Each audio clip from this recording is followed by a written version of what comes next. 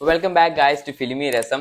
അപ്പോൾ നമ്മുടെ ഇന്നത്തെ കണ്ടന്റ് എന്ന് പറയുന്നത് നമ്മുടെ ദുൽഖർ സൽമാന്റെ ലേറ്റസ്റ്റ് റിലീസായ കാന്ത എന്ന ഫിലിമാണ്.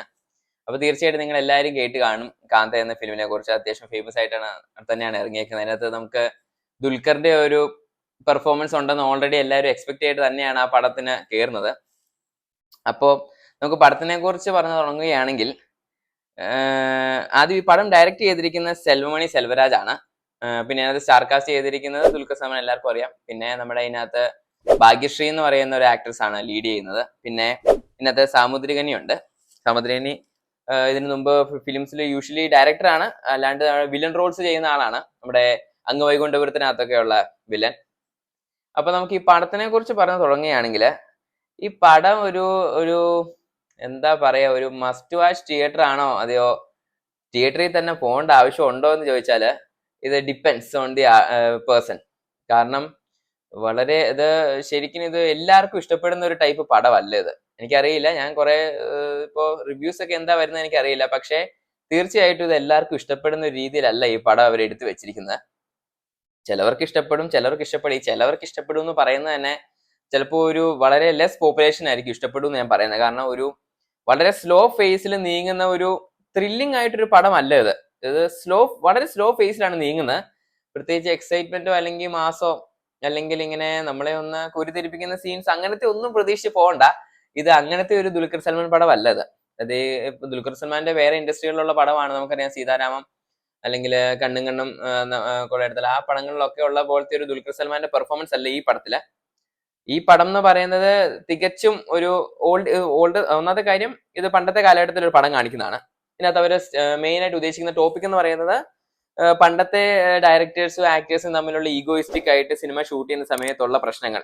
അതാണ് ഈ സിനിമയിൽ അവർ ഫോക്കസ് ചെയ്ത് കാണിക്കുന്നത്. പണ്ട് കാലത്ത് ശരിക്കും ഉള്ള കാര്യം തന്നെയാണ്. നമുക്കത് പലയിടത്തുനിന്നും കേട്ടിട്ടുള്ള കാര്യം തന്നെയാണ്. ഡയറക്ടേഴ്സും ആക്ടേഴ്സും തമ്മിലുള്ള ഈഗോ പ്രശ്നങ്ങൾ അത് ശരിക്കും ഉണ്ടായിരുന്നു.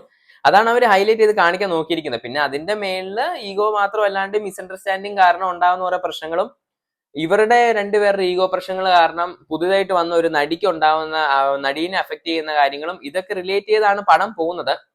പിന്നെ ഞാൻ പറഞ്ഞല്ലോ, ഈ പടത്തിന്റെ പ്രശ്നം ഇതാണ്. നമുക്കിത് ഒരു കാര്യം ഉറപ്പാണ്, അവർ പണ്ടത്തെ ആ ഒരു കാലഘട്ടം കാണിച്ചേക്കുന്നത് ആർട്ട് വർക്ക് പിന്നെ കോസ്റ്റ്യൂം സൗണ്ട് ചെയ്തേക്കുന്ന ജെയ്ക്സ് ബിജു ആണ്. ഇതൊക്കെ നല്ലതാണ്. പക്ഷെ മൊത്തത്തിൽ നമുക്ക് ഈ പടം എന്റർടൈനിങ് ആണോ എന്നുള്ള ഒരു വാക്ക് നമ്മള് ഇസ് ഇറ്റ് എന്റർടൈനിങ് എന്ന ക്വസ്റ്റ്യൻ ചോദിച്ചു കഴിഞ്ഞാൽ എനിക്ക് തോന്നുന്നില്ല ഇത് എന്റർടൈനിങ് ആണ്. കാരണം എനിക്ക് കണ്ടിട്ട് എന്റർടൈനിങ് ആയിട്ടൊന്നും തോന്നിയില്ല ഒരു സിനിമ.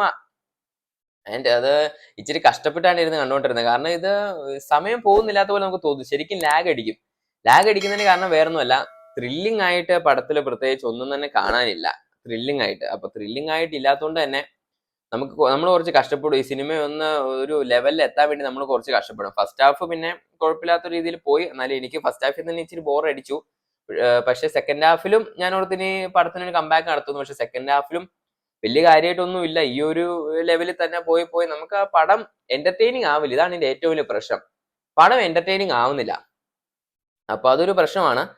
പിന്നീട് പറയണ്ടിരിക്കാൻ വയ്യ, ദുൽഖർ സൽമാന്റെ കാര്യം പറയണ്ട. ഒരു രക്ഷയില്ലാത്ത രീതിയിലാണ് ഇതിനകത്ത് പെർഫോം ചെയ്തിരിക്കുന്നത്. പ്രത്യേകിച്ച് ദുൽഖർ ഇതിനകത്ത് രക്ഷാത്രി എന്ന് പറയുമ്പോൾ ഞാൻ പറഞ്ഞല്ലോ, ഇത് പണ്ടത്തെ കാലഘട്ടം കാണിക്കുന്ന ഒരു പടമാണ്. അപ്പൊ പണ്ടത്തെ കാലഘട്ടത്തിൽ ആക്ടേഴ്സ് എങ്ങനെയാണ് ആക്ട് ചെയ്തുകൊണ്ടിരുന്നത് ആ രീതിയിൽ വേണം ദുൽഖർ ഈ പടത്തിൽ ആക്ട് ചെയ്യാൻ. അപ്പൊ അതൊക്കെ ദുൽഖർ വളരെ നന്നായിട്ടാണ് ചെയ്തിരിക്കുന്നത്. ഇപ്പം ദുൽഖർ സൽമാൻ എങ്ങനെ വന്നാലും നമുക്കറിയാലോ, പുറത്തെ ഇൻഡസ്ട്രിയിൽ എപ്പോൾ ദുൽഖർ സൽമാൻ പോയാലും അവിടെ ഒന്നെങ്കിലും ഒരു ഹിറ്റ് അല്ലെങ്കിൽ ഒരു മാസ് പെർഫോമൻസ് കഴിഞ്ഞ് ദുൽഖർ എന്തായാലും തിരിച്ചു വരുള്ളൂ. അതുപോലെ തന്നെയാണ് ഈ പടവും. ഈ പടത്തിനെ കുറിച്ചുള്ള അഭിപ്രായം എന്താണെങ്കിലും ശരി, പക്ഷെ ദുൽഖറിന്റെ പെർഫോമൻസ് ഈ പടത്തിൽ അത് പറയാണ്ടിരിക്കാൻ വയ്യ. ഒരു രക്ഷയില്ല. ഈ പടത്തിന്റെ ഏറ്റവും വലിയ ഹൈലൈറ്റ് അത് ദുൽഖർ സൽമാൻ ഇതിനകത്ത് ആക്ടറാന്ന് തന്നെയുള്ളതാണ് ഇതിന്റെ ഏറ്റവും വലിയ ഹൈലൈറ്റ്. കാരണം ഈ പടത്തിൽ എന്നെ സംബന്ധിച്ച് എന്തെങ്കിലും കണ്ടുകൊണ്ടിരിക്കാമെങ്കിൽ അത് ആ നടിയുടെ ഒരു ആക്ടിങ്. നടി നല്ലോണം അഭിനയിച്ചിട്ടുണ്ട്. പക്ഷെ അത് കഴിഞ്ഞാലല്ല, ഫസ്റ്റ് എപ്പോഴും ദുൽഖർ സൽമാന്റെ ആക്ടിങ് ആണ് ഈ പടത്തിന് നമുക്ക് കണ്ടുകൊണ്ടെങ്കിലും ഇരിക്കാൻ പറ്റുന്ന ഒരു സാധനമായിട്ട് എനിക്ക് തോന്നിയത്. അല്ലാണ്ട് എനിക്ക് കൂടുതലായിട്ട് ഈ പടത്തിൽ വളരെ എന്റർടൈനിങ് ആയിട്ട് ഒന്നും തോന്നിയില്ല. അപ്പം ചിലപ്പോൾ ഇതെന്റെ മാത്രം ഇതായിരിക്കാം. കാരണം ഞാൻ പറഞ്ഞില്ല, ഒരു പർട്ടിക്കുലർ ഓഡിയൻസിന് ചിലപ്പോൾ ഇതുപോലത്തെ സ്ലോ ഫേസ് ത്രില്ലിംഗ് അല്ലാതെ ജസ്റ്റ് കണ്ടന്റ് മാത്രം കാണിക്കുന്ന പടങ്ങൾ ചിലപ്പോൾ ഇഷ്ടമുള്ളവർ കാണും. അവരെ സംബന്ധിച്ച് ഇത് അടിപൊളിയായിരിക്കും. അവർക്ക് പറ്റിയ പടമാണ് ഇത് തിയേറ്ററിൽ കാണാൻ. അപ്പോൾ ഇത്രയൊക്കെ ഉള്ളൂ നമുക്ക് സിനിമയെ കുറിച്ച് പറയാൻ. ബാക്കി എല്ലാം തന്നെ നല്ല, ഞാൻ പറഞ്ഞില്ല ആർട്ട് വർക്ക്, പണ്ടത്തെ കാലഘട്ടം, കൊറിയോഗ്രഫി, മ്യൂസിക് ഇതെല്ലാം നല്ലതാണ്. Dulquer Salman at the best ആണ്. അപ്പോൾ ഇതെല്ലാം മനസ്സിൽ വെച്ചുകൊണ്ട് നിങ്ങൾ തന്നെ തീരുമാനിക്കുക, ഇത് തിയേറ്ററിൽ പോയി കാണേണ്ട ആവശ്യമുണ്ടോ അതോ എങ്ങനെയാണെന്ന് വെച്ചാൽ നിങ്ങൾ തീരുമാനിക്കുക.